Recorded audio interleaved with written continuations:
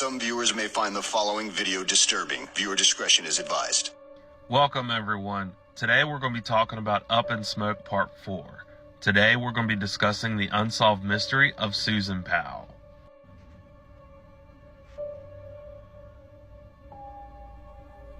In 2003, Susan and Joshua Powell would move out of Joshua's father's house, Stephen Powell, and move to West Valley City, Utah. And Susan would do this as a way to put distance not only between her and Stephen, but would also do it to put distance between Joshua and Stephen, as not only was Stephen a negative influence on Joshua, but Stephen was also very obsessively infatuated with Susan. And as we had talked in earlier videos, that he would just take a lot of pictures of Susan for his own sexual gratification. And Susan had had enough after a period of time and was completely uncomfortable. They would move to Utah and eventually have two sons, Charles Powell and Braden Powell. And from the outside in, it would seem that they had the perfect marriage. But by 2008, that marriage was quickly becoming on the rocks, due in part to a lot of extreme opinions, behaviors, and theories that Joshua would start incorporating in his life because of his father, who would influence him with a lot of these theories. And one of the biggest things was his disdain for the Mormon church, which really upset Susan, as that's where she met her husband. And the Mormon faith was extremely important to her, and she felt like she was losing her husband. And 4 months up to her disappearance, she would actually reach out to family members, friends, and even certain members of her Mormon church that she attended. And however, none of this seemed to be helping her marriage whatsoever. By December 6th of 2008, Joshua and Susan would actually invite some friends over for dinner. Now, upon entering the house, the friends were kind of set back, as Joshua would be in the kitchen fixing pancakes, which was completely off kilter because Joshua was not the one that fixed the meals, as it was Susan who typically fixed dinners and lunches and so on. But this would not seem suspicious until later on.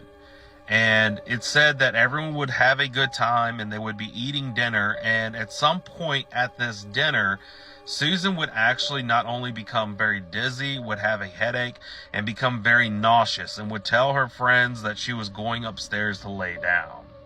Now, December 7th would actually fall on a Monday, and people would not be concerned until that Monday, as not only Joshua but Susan would not return to work, which was completely out of character because they were both hardworking people and were known to never miss work.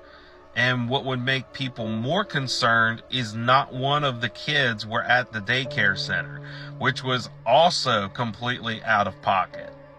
This information would eventually get to the friends that was at the Powell residence the day prior, and they would call the police concerned and would speculate that the family may have fallen victim to carbon monoxide poisoning, and would talk about how Susan had had a headache, was dizzy, and extremely nauseous. And those three symptoms are key symptoms to someone who suffers from carbon monoxide poisoning. And the police would waste no time hurrying over to the residence of Joshua and Susan Powell. And because that the friends who had called the police had told them that they were in fear that the family had fallen victim to carbon monoxide poisoning, they would not need to knock on the door and ask for permission to enter, as in the family could have fallen victim to poisoning. The police would actually kick down the door, and they would find a very odd scene. Nothing was out of place in the residence, aside from a very suspicious area in the living room. But other than that, everything seemed to be perfectly normal. And the only thing out of place would be that the police would notice there was a giant wet stain in the living room floor. And they would actually find 2 fans that was actually positioned over this wet stain, trying to dry it. Now, not knowing where Joshua, Susan, Charles, or Braden was, the police were very concerned. So they would quickly put the entire family on a missing persons report. But that report would not last long, as at 5 p.m. on that following day, on December 7th, Joshua would actually return home. And not only would he return home, but he would have both Charles and Braden in his care. And with good reason, the police would ask Joshua, well, where have you been all night? And Joshua would tell the police that he had actually taken his boys camping up in a place called Simpson Spring Road. They would also ask about the whereabouts of his wife Susan, and Joshua would claim that he had no idea where his wife was, as she was in the house when he had went camping, and had not seen or heard from his wife since 12:30 that night, which was very odd, as who would take their children that young camping at 12:30 at night? And not only was it suspicious that Joshua would take his kids camping in the middle of the night, this is also in the middle of a blizzard, which, looking back in the records, the temperatures around that particular night was way below freezing. So this obviously looked extremely suspicious to the police. The police would ask, why would you take your kids camping so late and on a Sunday?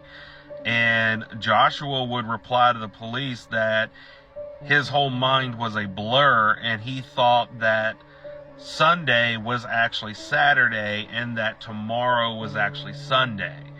And he also would say that he was known for doing very spontaneous things. But this obviously was very suspicious to the police, as no one that I know personally would take their kids camping at 12:30 at night in the middle of a blizzard.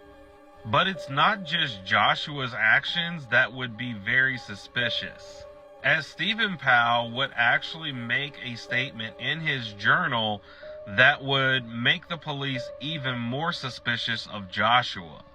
And in this journal, he would say that the entire thing was implausible, and that even after talking on the phone with his son, he was even more concerned. And this next statement would be the statement that really made police kind of raise their eyebrows, as he would make the statement, even if you were going to bury the body, why would you take your kids out that late? Why in the world would Stephen's first thought be to bury a body? So obviously Stephen at this point has the idea that something has happened to Susan. And the police would learn about Susan's character, as not only was she a devoted wife, but she was a very loving and devoted mother. And they would realize that there's no way that Susan would just up and leave in the middle of the night and abandon her children. But the police would find more evidence to be more suspicious of Joshua. As we had talked before, when they kicked open the door of their residence, they would find a giant wet spot in the middle of the floor in the living room, where 2 fans were positioned over trying to dry it. The police would find out on this spot that somebody had been trying to very desperately clean up a certain area on the floor. And they would do DNA testing, and they would find traces of Susan's blood in that particular spot. They would also notice blood containing to a third-party male, but it was not Susan, and it was not Joshua. The police would then issue a warrant to impound the family van, and what the police would uncover on this would make them even more suspicious of Joshua.